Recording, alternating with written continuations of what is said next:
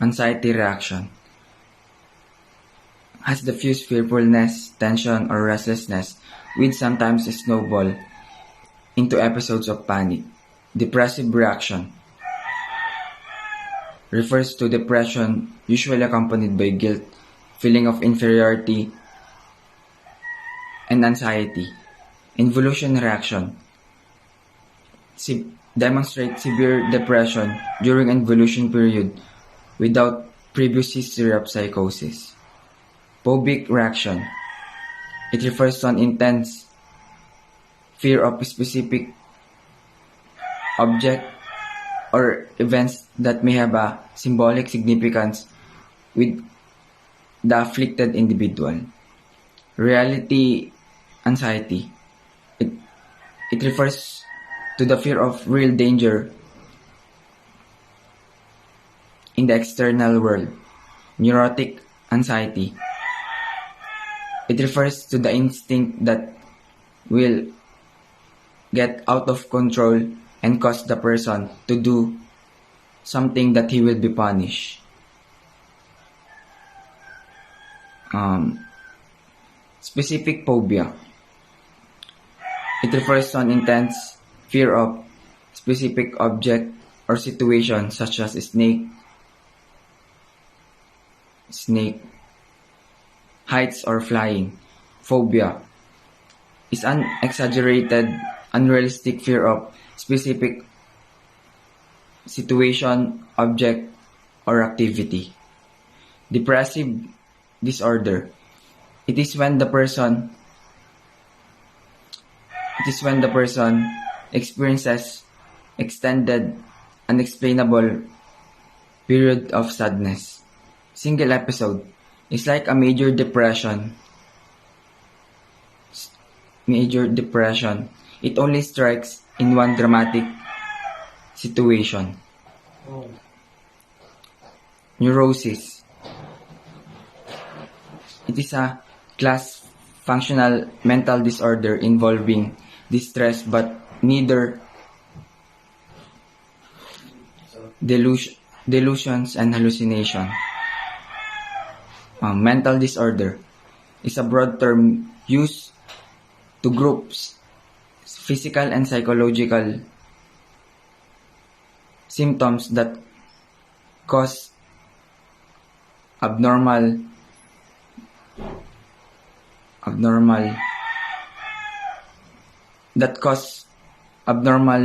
behavior.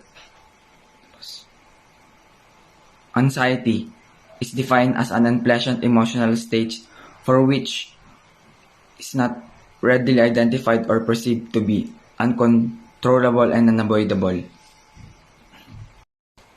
Psychosis came from the word psyche for mind or soul and osis for abnormal condition.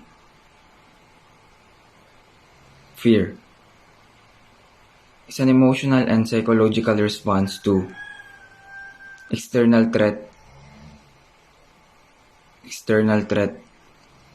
or response to a real danger and threat. In bipolar disorder, formerly known as manic depression, there are swings in mood from elation to depression with no discernible external cause. Mood disorder, characterized by extreme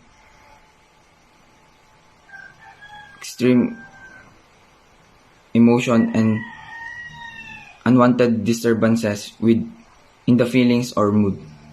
Social anxiety disorder, also called social phobia. It involves overwhelming worry and self-consciousness about everyday situation. Generalized anxiety disorder. This disorder involves excessive unrealistic worry. Obsessive compulsive disorder. People with OCD are plagued by constant thoughts or fear that cause them to perform certain rituals or routines. Delusion of control. This delusion is the belief that others control you. Delusion of reference. The predominant delusional theme is the false belief that others are talking about one. Schizoid personality disorder. Those with SPD may be perceived by others as sombers, aloof, and often are referred to as loners. Schizotypal personality disorder. This disorder is characterized both by a need for isolation as well as odd, outlandish, and paranoid belief. Paranoid personality disorder. Although they are prone to unjustified angry or aggressive outbursts,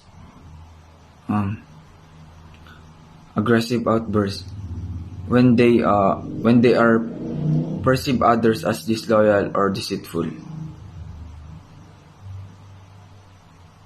Mixed type.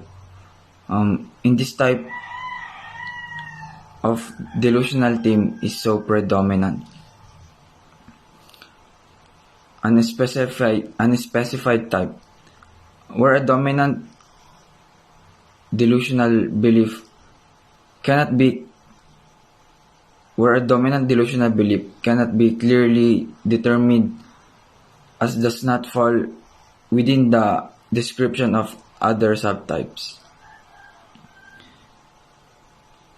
Aromatic type. This central theme of this subtype is that another person is in love with individual. Somatic type. The core theme of this somatic type is centered or bodily function or sensations.